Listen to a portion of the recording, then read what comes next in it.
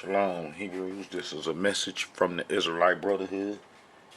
Hebrews, I want to show once again how we broke the covenant and abandoned the covenant and gave our heritage to some Babylonian scribes that was placed in our land in 722 BC. It's real important that we Hebrews understand how we broke the covenant and then who we abandoned our heritage to. And then that explained Israelite history today and why we are not connected to it, because we abandoned our heritage to some Babylonian scribes. And man, it's real serious. Most Hebrews, if you in these organizations that we call the camps, if you in them organizations, you ain't finna know no truth and you ain't finna run across no truth, because those organizations are probably influenced by the Illuminatis through the Masonic movement organizations and so forth. A lot of those Israelite leaders in those camps gonna be undercover Masons, and the Masons are controlled by the Illuminatis, who worship an Egyptian system, the same system that we Israelites broke our heritage over. So if you in them camps, you're not gonna know no truth, and you're gonna be so far from your heritage that you're gonna think you're going to know that you an Israelite just from waking up, because the Creator going to wake us up, because we was only given a punishment for a certain time. Our punishment wasn't going to be forever. And the Creator knew we was going to wake up and to not give you, the history, of us being resurrected and restored back to our Israelite heritage. But when we broke the covenant, we abandoned our heritage to some Babylonian scribes that's been in control of the whole Babylonian history. It's gods, Aniki, Nabu, Murdoch, just to name a few. And how did those Babylonian scribes that had thousands of years of recording history, having administration, governments, and so forth, that when they got the Israelites' heritage, that man, it was a wrap, that they consumed it and took over it, and it was probably the best thing that ever happened to them. We can't get mad at our enemies for taking our heritage, because we Israelites ran off.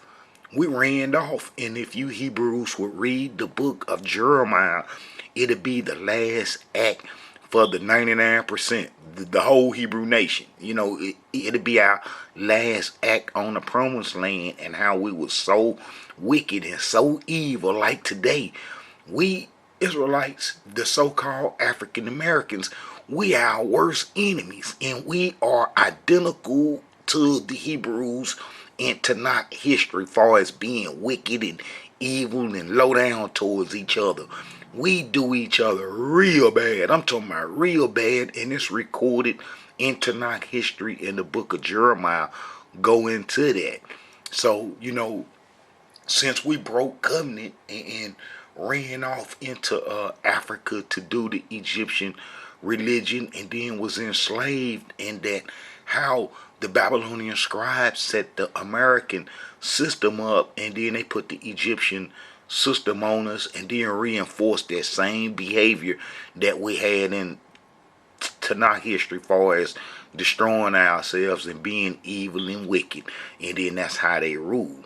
That's how they rule, and that's the hidden agenda. And then these are the people that we abandoned our heritage to in 722 BC, and they're called the Sephardims. I'm gonna explain how Ashkenazi got in the picture, but these Babylonian scribes is more important. And then I must note this too early, that Ashkenazi took over the Sephardic way, and even the Sephardi's the Sephardims are cry out right now today about how Ashkenazi uprooted them, and then this come from them.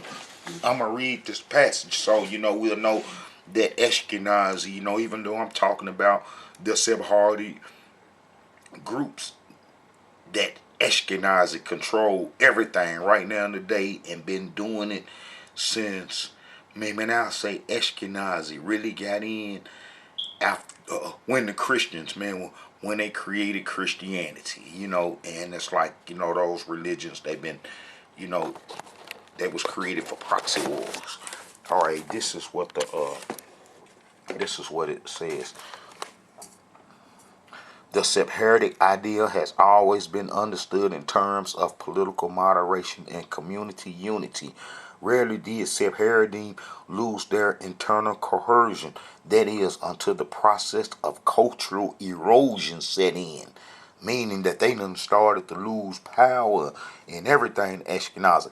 Following the Ashkenazi lead, Sephardim abandoned their traditional culture and adapted to the fictitious Ashkenazi model, because Ashkenazi was more like a war machine and they can get in and take things over faster, whereas the Sephardis had to basically trick the civilizations in communities that they come in contact with, but Ashkenazi just coming in, just take everything. All right. Sephardim abandoned their traditional culture and adapted to the fractious Ashkenazi model under the rubric of a single Jewish nation. The Sephardic particularity with its cultural genius and sophisticated social morals has become a lost value. The Ashkenazi culture, with its deeply unsettled relationship to the larger world, has now become the Jewish standard. You know, and those gonna be the people that's in control today.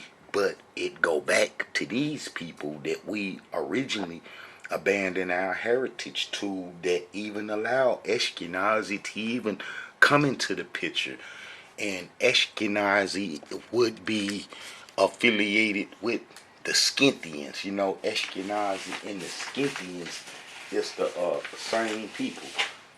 Ashkenazi equals Scythians. So whenever you're reading about the Scythians in history, you're reading about Ashkenazi.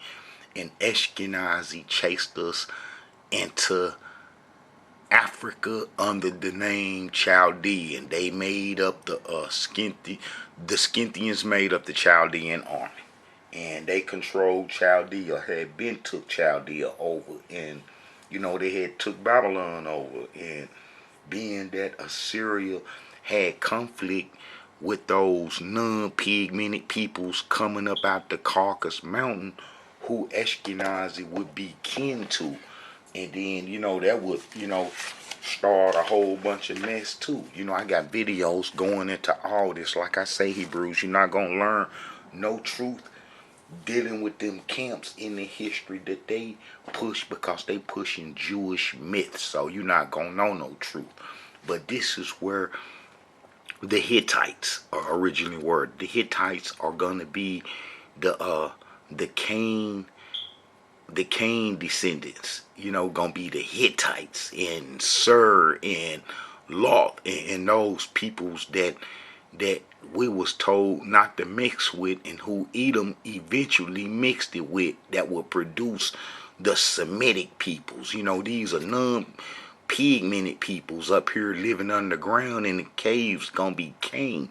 I got a video going into the Nephilims, mixed in with the Amorites over, that would be the Jews, today, contaminated with Nephilim's makeup and stuff. And that would be one of the reasons why those folks are deeply against us too, is because, what happened in the biblical days, and then how Cain was cast off and rejected by the Creator for killing his brother Abel, and how Cain will mix with them fallen angelic beings, and them will be the individuals, them angelic beings, that produce these civilizations that people can't figure out how to produce now and remake, like the pyramids, moving 1,000, 20,000 block of granite, and moving it all around the world and stuff, and constructing all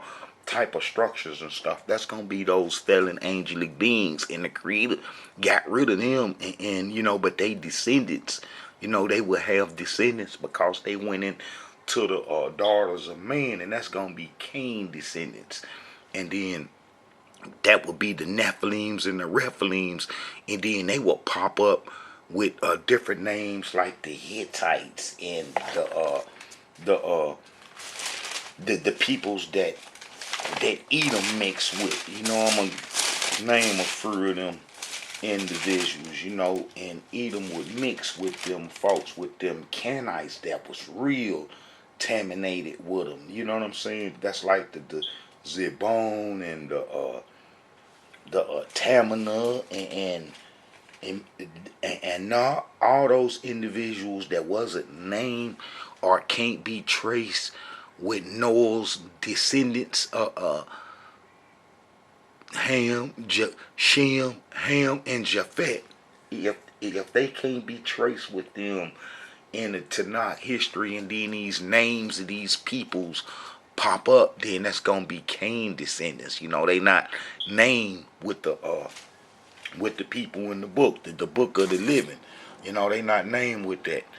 Okay, let's get to showing how, it would grieve our mother, our father, and our mother, because old Edom went into them Hittites, them non-pigmented peoples that would produce these kind of peoples here today. These peoples here would be the off branches of the of the of those peoples we wasn't supposed to mix with. Let me see, here goes some images. Not them images, but these images here of them Arabs. I just had it. I don't know what I did with it.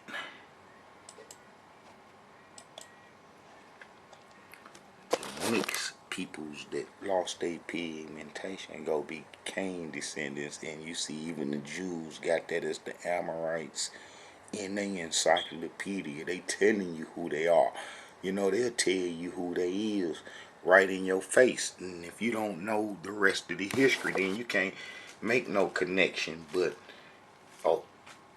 Edom mixed with the Hittites, and the Hittites gonna be the Nephilim offsprings and so forth. Cain and the Nephilim offsprings, and Esau was 40 years old. This is Genesis 26:34, and Esau was 40 years old when he took the wife Judith, the daughter of Beri the Hittite, and Beshmet, the daughter of Elon the Hittite, which were a grief of man unto Isaac and to Rebekah.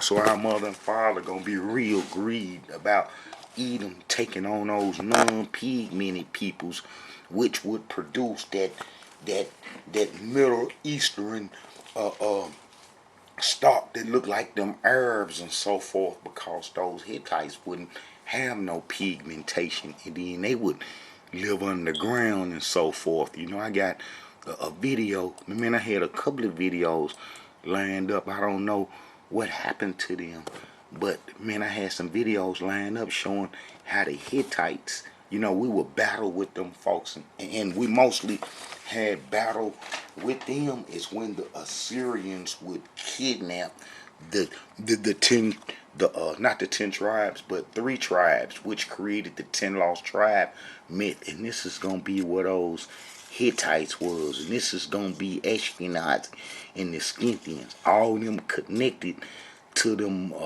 underground folks in them caves underground and so forth. And that's where they come from. And then when they come off and up underground, they start hanging around Assyria.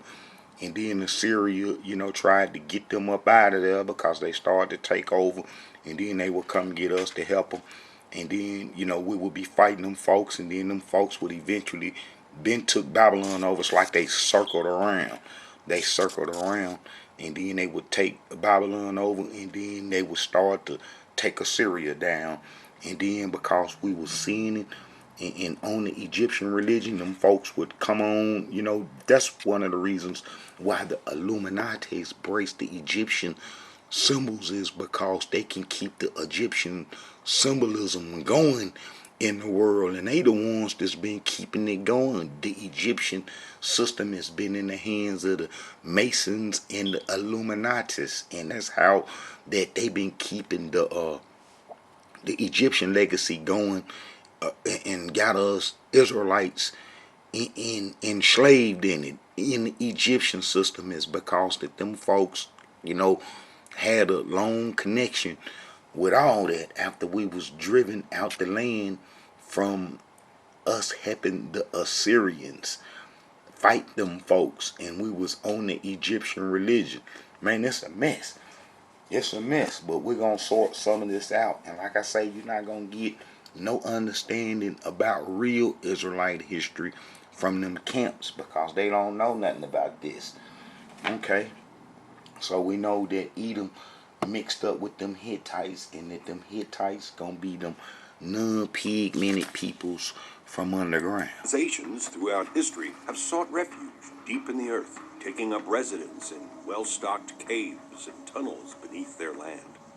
And now That's gonna be them folks, Cain descendants underground, when they come off and up underground and start fighting the pigmented folks. And you know, wherever the pigmented folks will sin and be wicked, then them non-pigmented folks will come around and stuff. You know, and it's like, you know, they took Babylon over, and the Amorites got mixed heavily with them with Cain descendants in the Nephilims, as Tanakh history explained and told us Israelites when we came out of Egypt was to destroy the Canaanite culture that went from the Nile all the way to the Euphrates. And that's gonna be the Babylonian Scribes, where they come from, you know. And the Babylonian Scribes were Amorites, and the Amorites are the people that we abandon our heritage to. Yes, Japhet would come and take it over and enslave those Amorites, which are Canaanites, and they become servants to Ashkenazi, just like Prophet Noah said. Let's look at that real quick. Man, I'm trying to tell you, you got to love Tanakh history, because what was said back then, you can see now. I turn right to it. If you go to Genesis 9,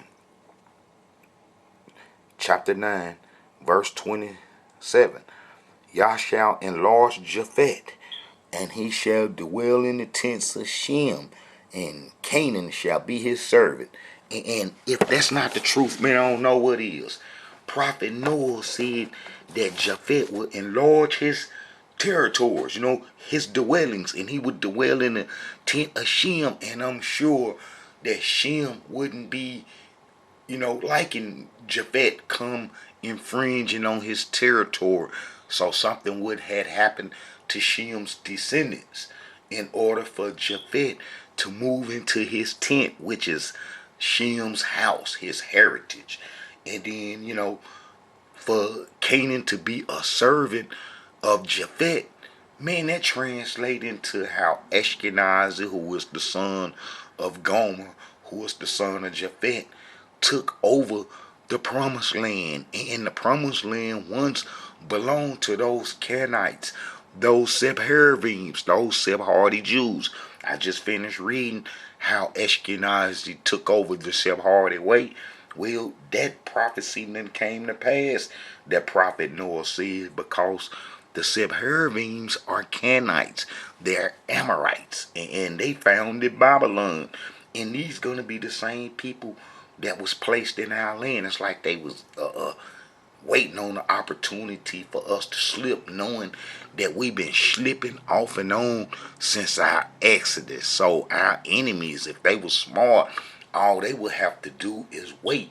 And our chief enemy would be the Canaanite tribes and the Amorites of the most. And as you can see in Tanakh history, that the Amorites mix with all our enemies, like the Moabites, the Ammon, the Moabites, and a few other nations that we Israelites were against, that they all become one in the Amorite. And then that's where that term Semitic, semi, come from. Semi means mix, half and half. Okay, let's listen to this. In the year 1894 BCE, a relatively unknown Amorite chieftain named Tumu'abum established a small kingdom along what was then the eastern banks of the Euphrates River. There was Alright, Hebrews, look, you see this here? Where that Amorite and then set up, nothing really special about where this that area, Amorite and then other set than the up fact that it the, possessed good farmland on the Euphrates set River. up everything, but you see Sipper. Sipper is where the Sepharvims come from, and the Amorites founded it. The Amorites founded it. You see what I'm saying? The first chieftain, the Amorite chieftain, Sumboomabam, you know, Sumboomabam, you know what I'm saying, founded a small kingdom on the banks of the Euphrates River, and that's gonna be Sipper. Sipper is where the Sepharvims come from, and they will be placed in our land in 722 BC. Those are Amorites, and those Amorites would take our heritage over, and they was Babylonian scribes responsible for Babylon's God's history. You see, Sephardim is Sephardic, and Sephardim. You know, those the Jewish groups, and then how we would abandon our heritage to them while we was on Egyptian religion. But you see how the Amorites are the founders of Babylon. You know, the Amorites are the founders of Babylon, and you know, we abandon our heritage to the Babylonian scribes. That's like this. Look, they gonna tell you in one of these posters that I got how the Babylonian scribes corresponded with the Egyptian scribes. You know, but right here it tells you, you know, how the Babylonians, the Amorites founded Babylon. You know, the Amorites founded Babylon. But let me find this part about the man about the about the Sepharvims. Now the Sepharvim Jews that the Ashkenazi took over had a correspondence in the relations with the Egyptian evil system. See, now we know that the Egyptian system didn't worship the same creator that Abraham, Isaac, and Jacob worship, you know, because that's demonstrated with Moses dealing with, you know, Pharaoh trying to free us, and how the Egyptians, you know, didn't believe in the creator. So the Egyptian and the Mesopotamian system would, you know, collaborate with each other when it comes to the destruction of us Hebrews, you know. All right, look, it says, look, Sepharvaim, all right, it was a double city taken by Sargon. I know Sargon did take it because that's what these folks gonna be responsible for, some ancient history and civilization, and they would have it all written down in books and so forth. That's like the administration that we got today, you know, come from them. It was a double city and received the common name Sepharvaim, two Cyprus, the two book towns. The two book towns, you know, they control books. You know, all the writing in books, that's like now today. All our meanings of words and how we understand the written language come from them. They've been the founders of it for thousands of years. All right, the Cyprus on the east bank of the Euphrates is now called that on the others in the capital. Or let's see, the recent discovery of cuneiform inscription at Tel Amani in Egypt, consisting of official dispatches to Pharaoh Amenhotep and his predecessor from their agents in Palestine, them Amorites, proves that in the century before the Exodus, an active literary intercourse was carried on between these nations. So the Sepharvims would have an Egyptian correspondence in relation, and that explained how your Illuminatis used the Egyptian symbolism and so forth. You know, because the Sepharvims, and we abandoned our heritage to the Sepharvims to go do the Egyptian religion, and we had Egyptian religion in the land, and they got the Jeroboam institutions that was in Samaria and Bethel, and they even had priests and so forth. and how that mess would get cleaned up 300 years later from when Jeroboam brung it out of Egypt in 931 BC, and how King Josiah would clean it up.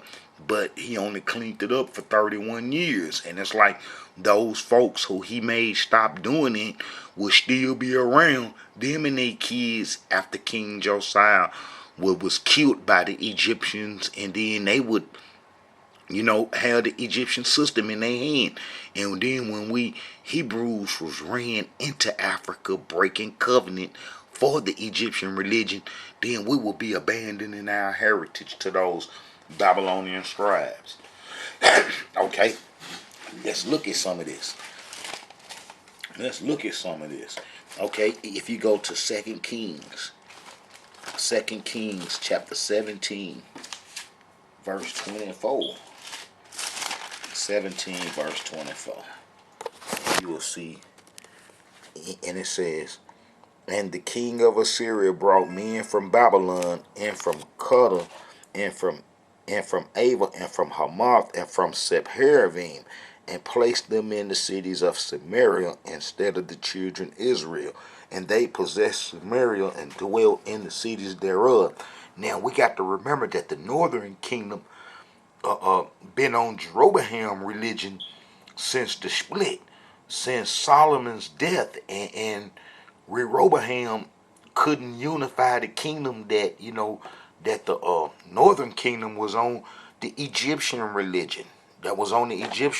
So those Jeroboam priests would teach those Sepharvaims the Egyptian religion, and this will be how that Illuminati stuff is carried on and stuff into the world. It's got to come from this right here, from these folks intertwining these systems, and then that'll be the light. That'll show enough be some light right there. Oh, all right. So you see, as you read down, and it'll let you know that that these Babylonian scribes was doing the religion that was in Samaria. Then one of the priests whom they had carried away from Samaria came and dwelt in Bethel, and taught them how they should fear the Lord. Howbeit every nation made gods of their own, and put them in their houses in the high places, which the Samaritans had made. Look, you see, it don't say Elohim Yah. You know what I'm saying? And we know how that the translations of the Bibles fell into them folks' hands. We know how the translations of the Israelite heritage fell into the Babylonian scribes' hand, and that's one of the reasons that the world think that the Babylonian scribes, the Sepharvaims, the Sephardi's, are Israelites, is because that nobody recorded. It's like I got a video talking about the quietest kept history on the face of this earth is how the Israelites, the only people that talked about it is us, and when we originally wrote it in our history, that's called the Tanakh. But outside of that, when our heritage fell into the Babylonian scribes' hand, they didn't record it, and they ain't encouraged nobody to do no research in the area that the Hebrews ran into Africa during the Babylonian Wars, and that how we never came back out of Africa to be reunited with the peoples that was freed by the Persians.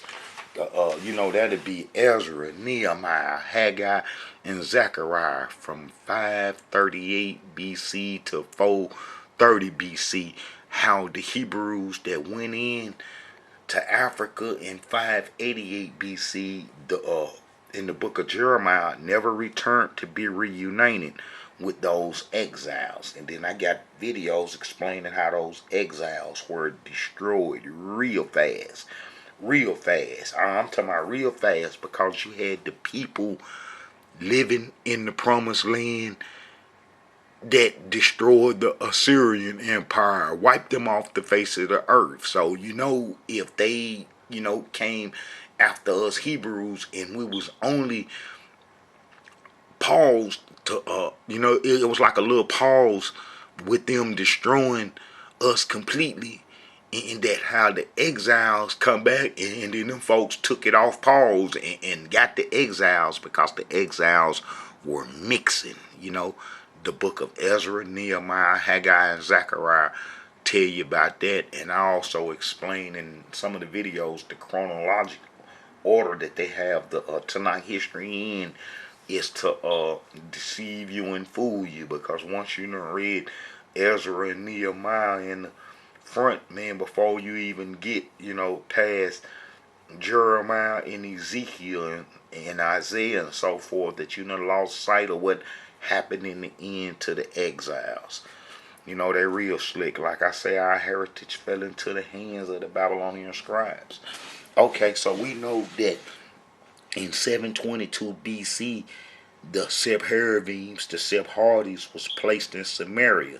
That's Sepharvim is gonna be the name for the Sephardi groups, and we know that they ain't Israelites, and that's a proven fact by Tanakh history that the Sephardi Jews are not Israelites.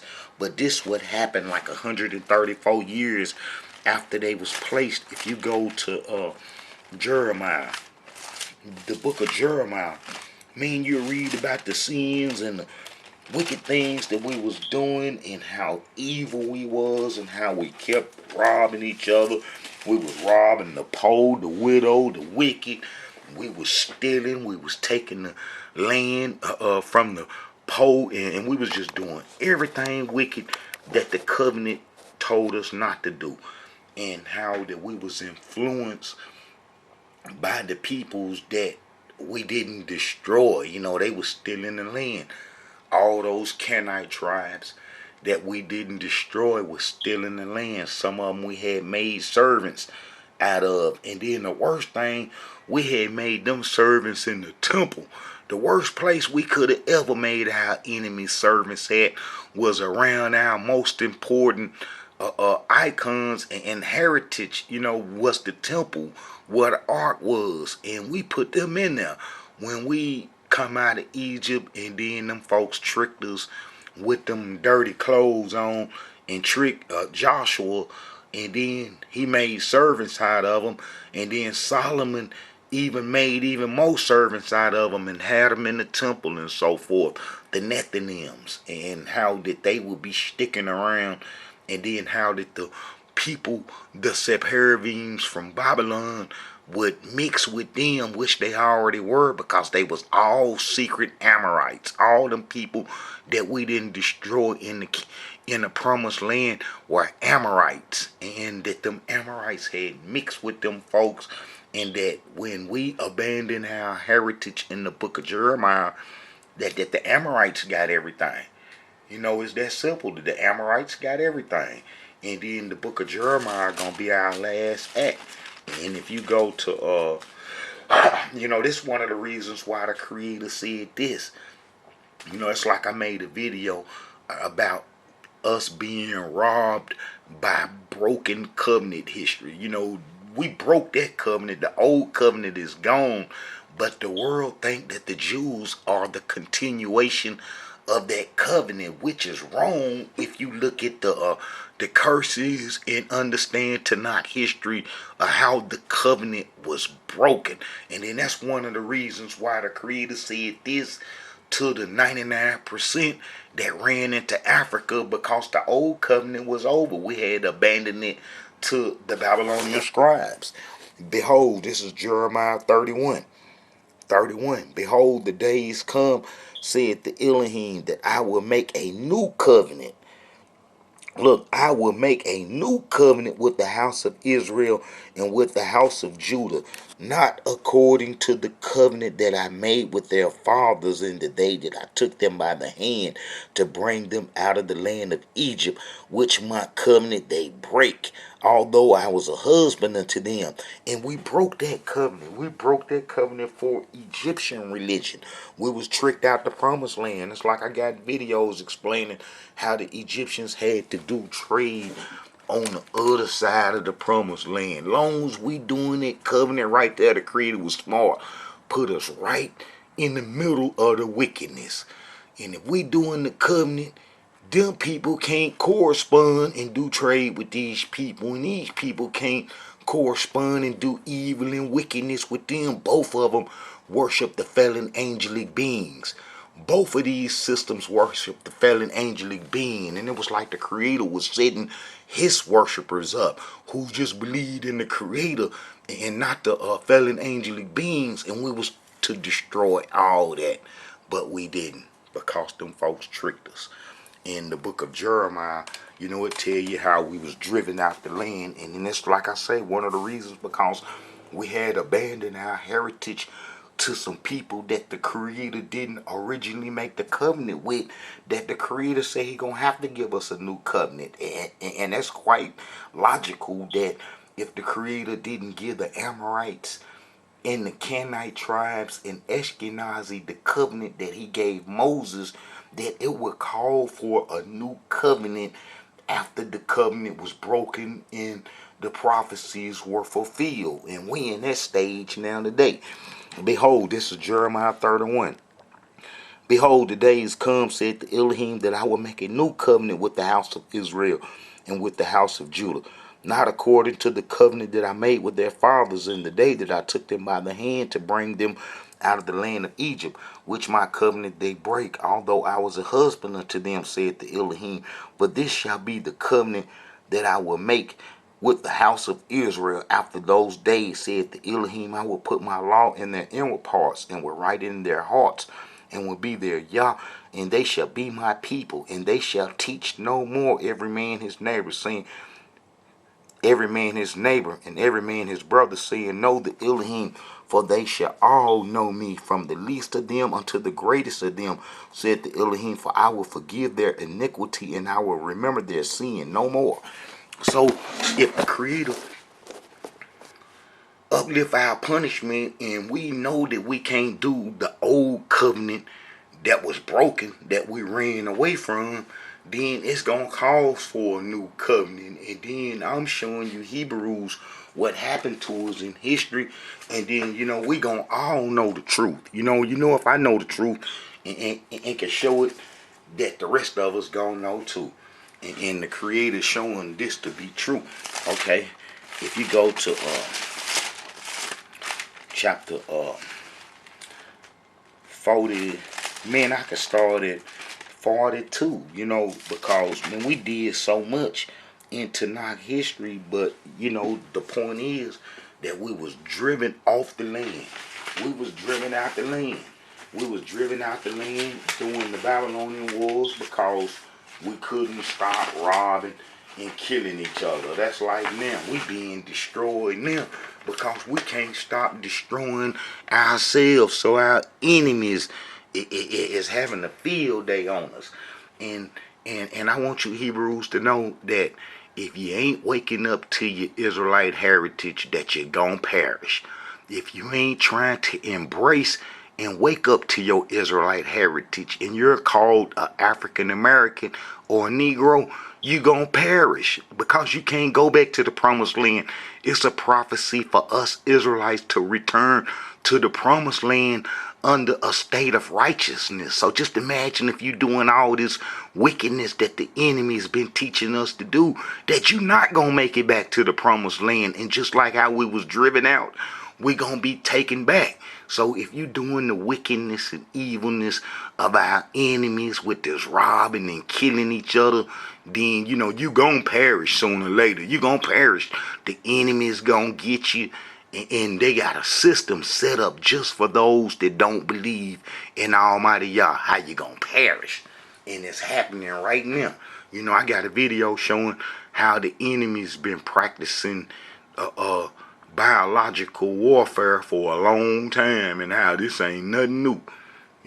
That's Ashkenazi under the name Scythian chasing us into Africa during the Babylonian Wars. And I got plenty of videos going into this history right here. Okay, I'm gonna start at 32. 42 in the book of Jeremiah. That's like I say, Prophet Jeremiah, he was there during King Josiah time.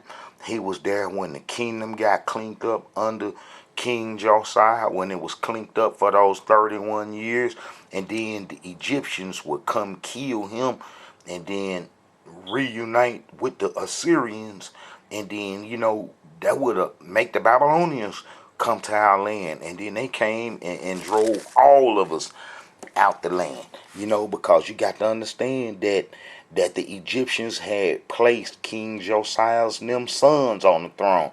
And then if the Babylonians see them as being affiliated with the Egyptians who they was trying to destroy, then they gonna come and get us too. And then the the Egyptians had put King Josiah's sons on the throne, Jehoiakim and them, and that would make the Babylonians come get us, because the Assyrians and the Egyptians were fighting against the Babylonians for trade routes and control of trade in the Mesopotamian area. But the pigmented people's domination of Mesopotamia was coming to an end. Okay, now if you go to Jeremiah 42, this is how we played with the Creator and did something real evil before we ran into Africa. And this would, translate into, the transatlantic slave trade, getting us. Because look at this evil, wicked stuff that we did. Then all the captains of the army, then all the captains of the forces, and Johan and Ker and Japhaniah and Hosea and all the people from the least even unto the greatest came near and said unto Jeremiah the prophet. Now we've been driven out the land, we on our way into Africa, and they had departed and dwelt in the habitation of Chitham, which is by Bethlehem, to go and enter into Egypt. And I got videos, maps, the satellite maps showing you how close the promised land is. I might try to pull it up now if it don't take too long. The satellite images of of how close Egypt was to the promised land. I got videos going into that. All right, but you see, that we had dipped from the promised land and was on our way into Egypt. And then Prophet Jeremiah had called up to us. This is the 99%. And we was all, one people, being driven off the land. And how that what tribe you from didn't matter then during the Babylonian wars. And how Prophet Ezekiel had made us one people. And I'm going to read that after this.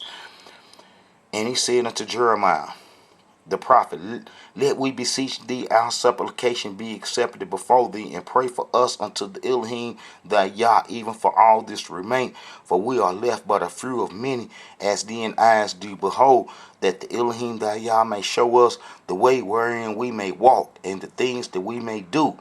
Then prophet Jeremiah said unto them, I have heard you. Behold, I will pray unto the Elohim your Yah according to your words, and it shall come to pass that whatever so thing the Elohim shall answer you, I will declare it unto you, and I will keep nothing back from you.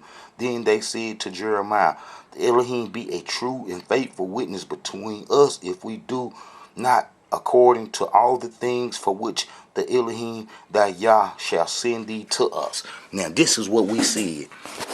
We said that Prophet Jeremiah, if the Babylonians and then chased us up off the land, the whole land empty.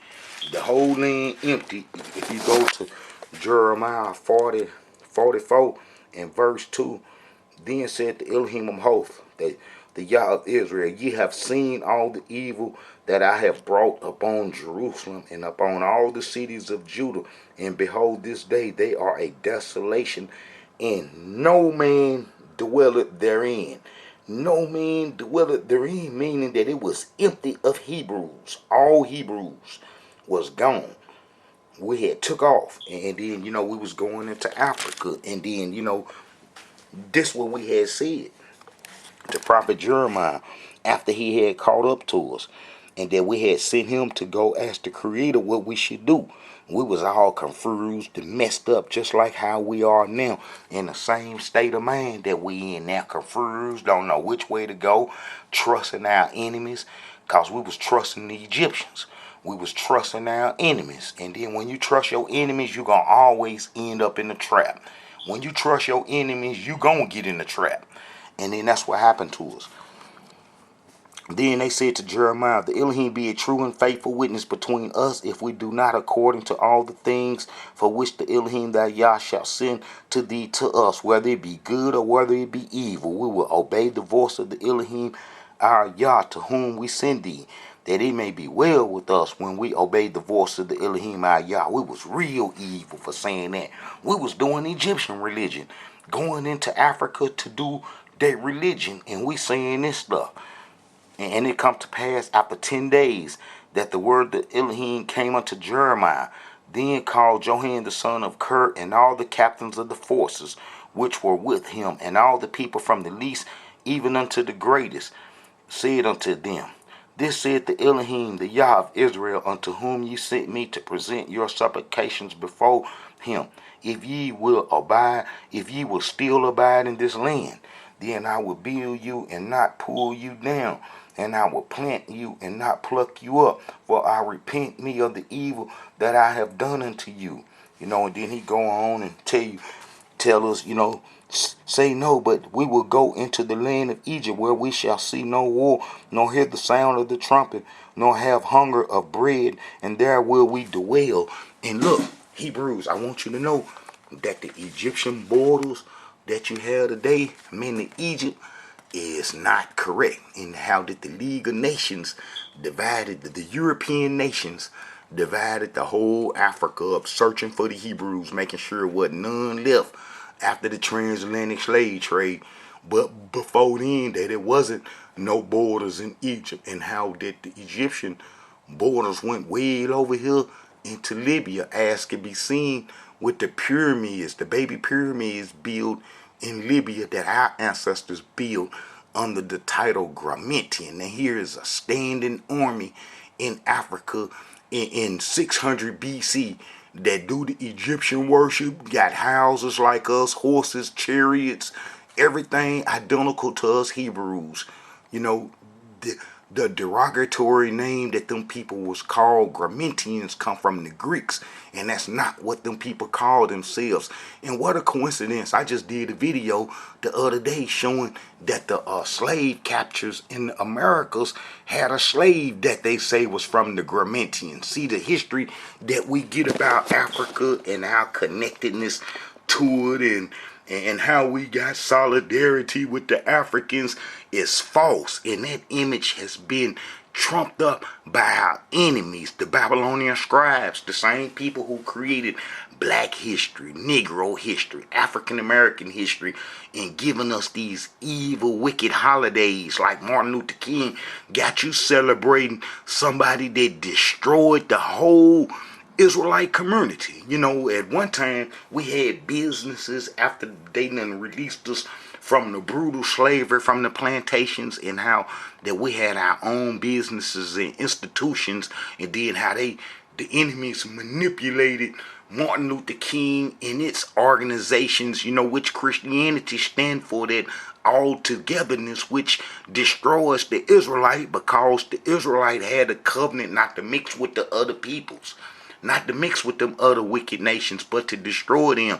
And how this Christian philosophy makes the Hebrews united with their enemies, and then how they destroyed the whole community because we couldn't compete with the resources of our enemies once the door was open. And how that they done made a mockery and got the Martin Luther King, the milkman, as a holiday, and got these Hebrews following it.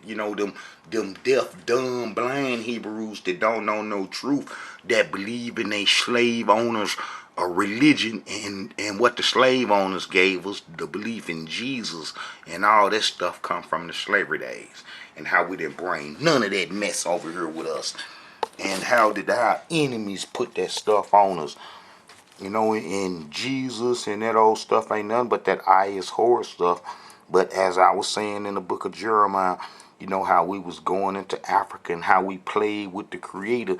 And then this is what we said that would make, everything fall apart. And it come to pass, this is chapter 43, and it come to pass when Jeremiah had made an end of speaking unto all the people all the words of the Elohim their Yah, for which the Elohim their Yah had sent him to them, even all these words. Then spake Azariah the son of Hoshea, and Johan the son of Ker, and all the proud men, saying unto Jeremiah, Thou speakest falsely. The Elohim our Yah hath not sent thee to say, Go not into Africa, Egypt, to sojourn there. But Baruch the son of Ner set thee on against us for to deliver us into the hand of the Chaldeans, that they might put us to death and carry us away captives to Babylon. So, we didn't want to be told that. We didn't want to be told that. And then this is what we said, the prophet Jeremiah. If you get to chapter 44, verse 15, 16, 17, that this was breaking the covenant, just like the Creator had said long time ago. Like I show in Tanakh history that we only had a sojourn in the promised land for about 800 years. Look,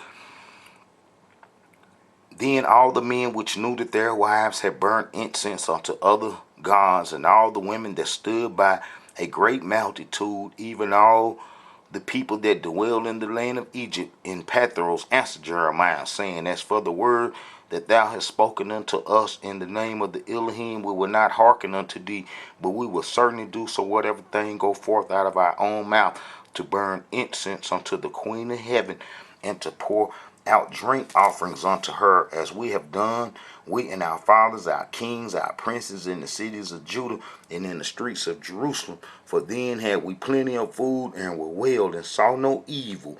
But since we left off to burn incense unto the Queen of Heaven, and to pour drink offerings unto her, we have wanted all things, and have been consumed by the sword and by famine. We said because we wasn't in Africa doing the Egyptian religion was the reason why the Babylonians, the Scythians, Ashkenazi was chasing us off the promised land, is what we said. And we went into Africa to do their religion, and we never returned. Those Queen of Heaven worshipers right there never returned, and that constitute the 99%, because like I say in the book of Ezekiel, which was before the book of Jeremiah, the book of Ezekiel should be before the book of Jeremiah, how we was made into one people. How we was made into one people. The Creator made us into one people. So all you Hebrews talking about, I'm from this tribe and I'm from that tribe, that's like our last name, these last names, Smith, Johnsons, and Jacksons, come from the slave owners. Well, our ancestors had last names, would have been our forefathers,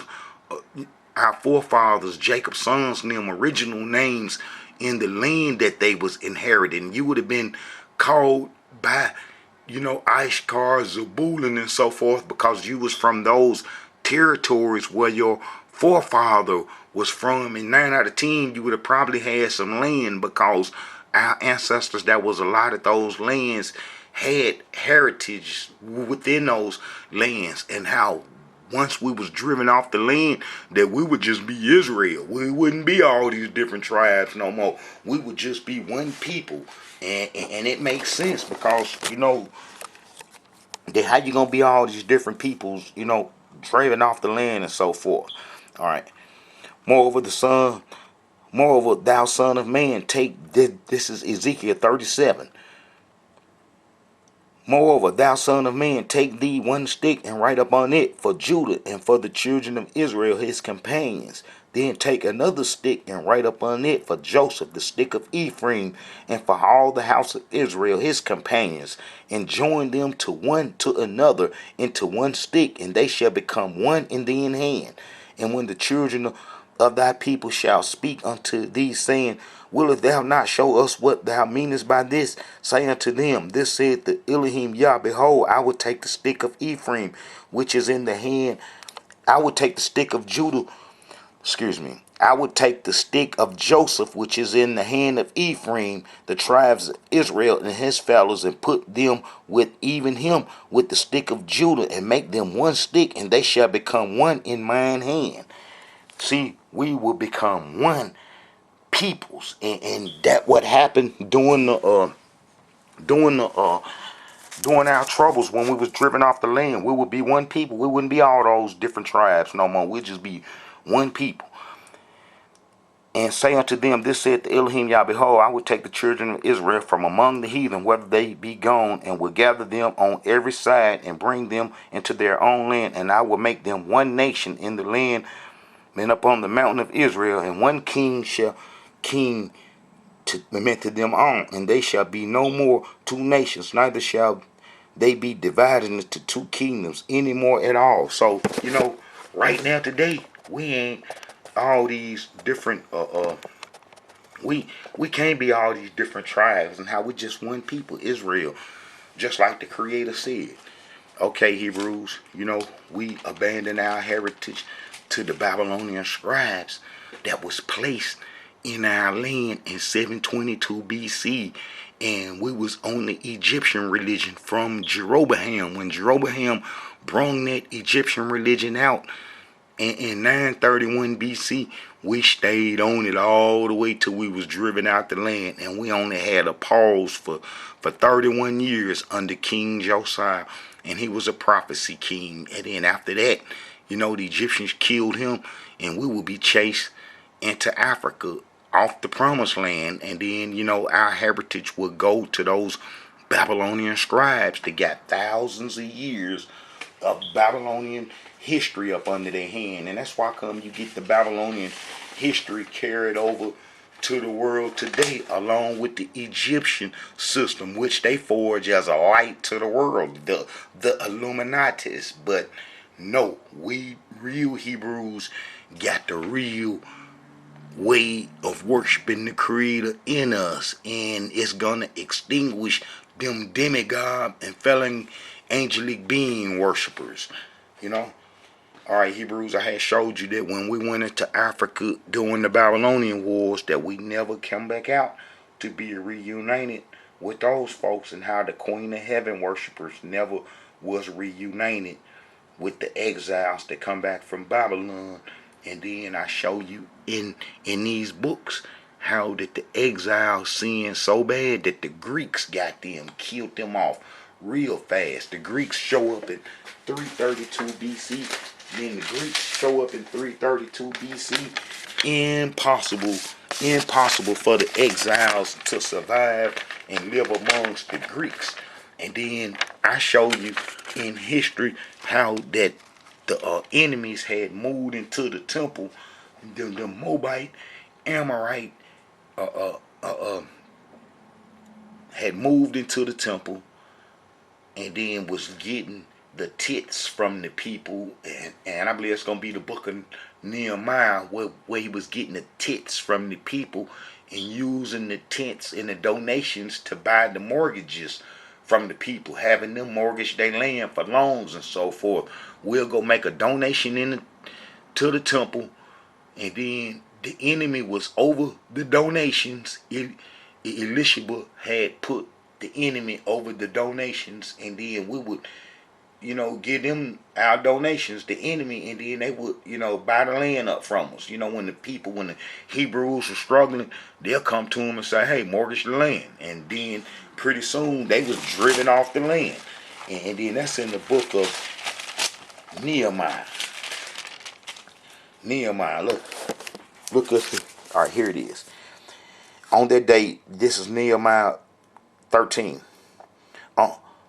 On that day, they read in the book of Moses, in the audience of the people, therein was found written that the Ammonite and the Moabite, who was Amorites, should not come into the congregation of Yah forever, because they made not the children of Israel with bread and with water, but hired Balaam against them, that he should curse them. Howbeit our Yah turned the curse into a blessing. Now it comes to pass, when they had read the law and that they separated from Israel, they ain't stopped the mixing.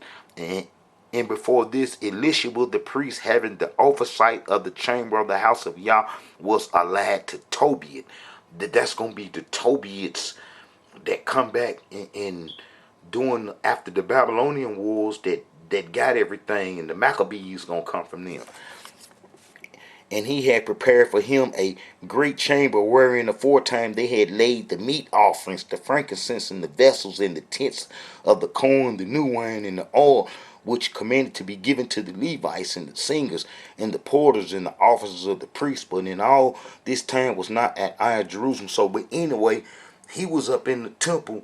That Tobiah dude was up in the temple getting the tips from the exiles, and then the exiles would disappear and vanish, and then Jewish history would start. That's like I be telling you, Hebrews, any books wrote around Greek times is false history.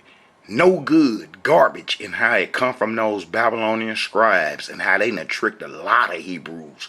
They got a lot of Hebrews believing that them books is holy, that they so-called kept out the Tanakh or didn't put in it, the Maccabees, the apocryphal books, however you pronounce that mess.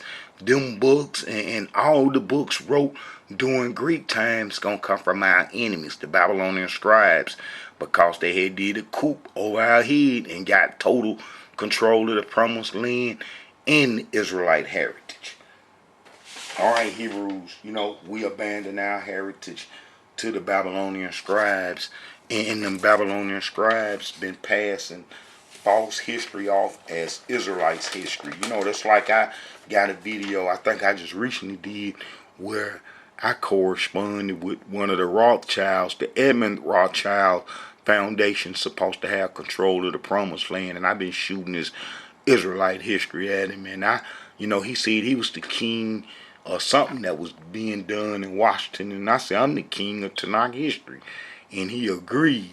And I'm telling you, Hebrews, if you ain't listening to me and how this Israelite history went, you finna be using Jewish myths. You don't hear me teaching, we ran into Africa in 70 AD, or that the Hebrews were taken to all these lands during the Syrian times with that 10 lost tribe mess, or the Hebrews was in the Americas with nothing, with no chariots, horses, goats, sheep, houses, and windows and doors, and none of the stuff. And how that this Americas had everything in it that the promised land would have, wood and iron and so forth, and how we used to know how to hunt and mine and so forth, mine stones and gold and all that stuff, and how none of that stuff was found in the Americas till the Sephardi Jews come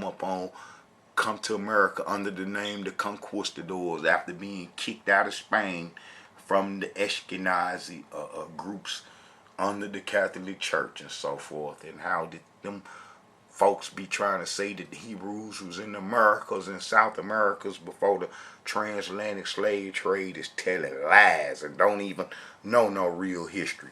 Because we had to be at the temple, man, 3 times a year, and ain't no Hebrews left to go to no enemy's land to willingly live unless we was driven off the land. Alright, Hebrews, we abandoned our heritage to the Sephardi Jews. We abandoned our heritage to the Sephardi Jews, who were Babylonian scribes. Point blank, who were Babylonian scribes. And then that explained all the false history that you have today. And I showed you how Ashkenazi took over the Sephardic way. Now, you can't get it no simpler than this. This is a message from the Israelite Brotherhood. All them other groups that's teaching Israelite history and all them Jewish myths is telling lies. And then that's like I got videos showing you how the New Testament is the Babylonian scribes history, because the Tanakh closed at 430 BC, the book of Malachi, and then 98 years go by and the Greeks pop up, and then that's when Jewish history starts. Plain and simple as that. It's no simpler than that. This is a message from the Israelite Brotherhood. Wake up, Hebrews. Wake up. And we got to start uniting under truth. We're going to have some unity under truth, because the truth is what unity is founded on. Shalom, Hebrews.